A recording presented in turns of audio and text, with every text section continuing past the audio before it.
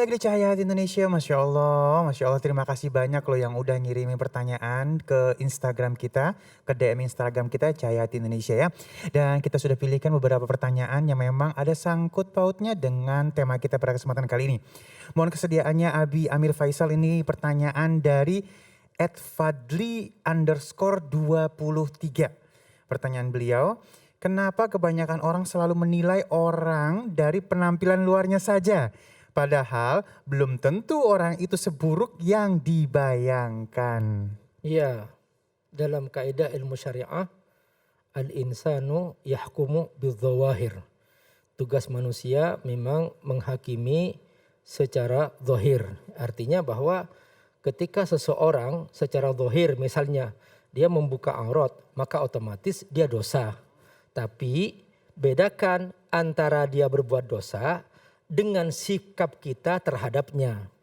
Nah, kalau kita ditanya hukumnya, jelas itu adalah melanggar syariat.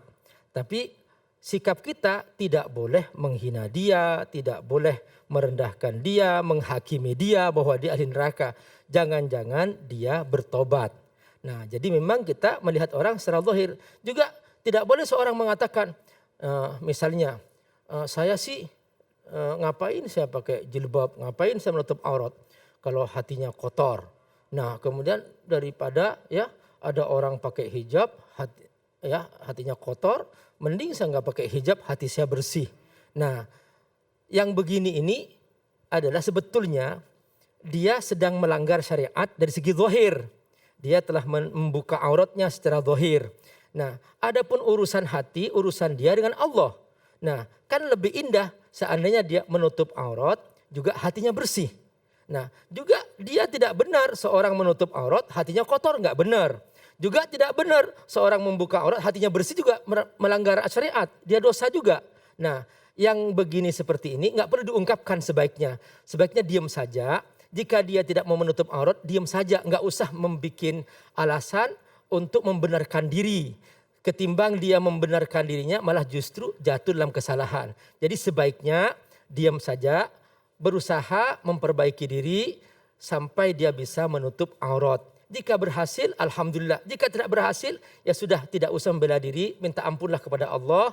Dan yang menutup aurat jangan menghakimi dia, nggak boleh seperti itu. Aduh, Masya Allah, jadi bijaksana kalau gitu Abi ya. Ya. Masya Allah ya. Baik, kita akan masuk ke dalam pertanyaan kedua. Mohon kesediaannya Ustaz Subhi Al-Bukhari.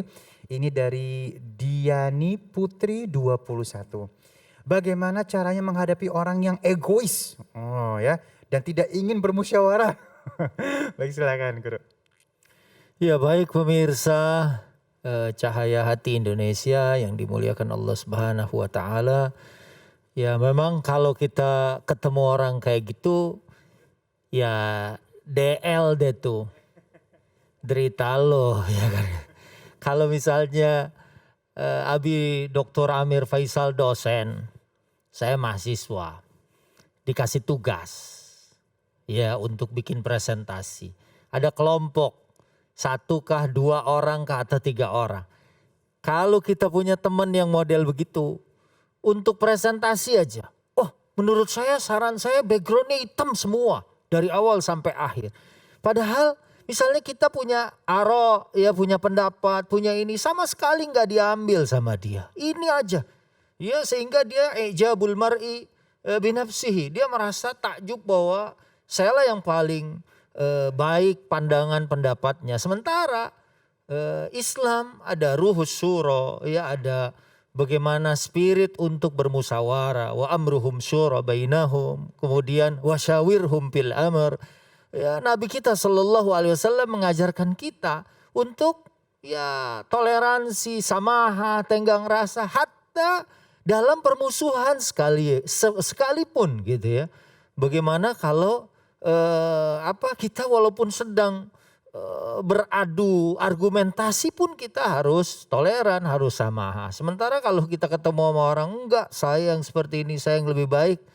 Ya kalau bisa dinasehati, nasehatin. Kalau bisa disampaikan, ini loh pesan baginda Nabi bahwa kita disuruh musyawarah. Kita disuruh cari kesepakatan di antara kita, mana yang terbaik. Insya Allah Allah memberikan kebaikan. Ya kalau enggak, kadang-kadang orang yang ananiah kayak gini nggak mau dengar dari orang lain, ya kayaknya susah kita mengupayakan yang seperti itu. Tapi ya kalau teman sebaya sih kita bisa tinggal sampein bahwa ini loh, kita juga misalnya dosen kita juga nyuruh supaya kita begini. Atau guru kita juga misalnya supaya memerintahkan kita seperti ini. Mudah-mudahan dia mau mendengarkan pendapat kita.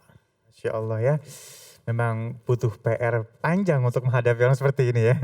Baik, dan alhamdulillah sudah terjawab semuanya dan sesaat lagi pastinya pemirsa di rumah sudah menyiapkan Al-Qur'annya ya. Karena nanti kita akan bertemu dengan Ustaz Syam di Ngaji Yuk. Jangan kemana-mana, tetap bersama kami di Cahaya Hati Indonesia.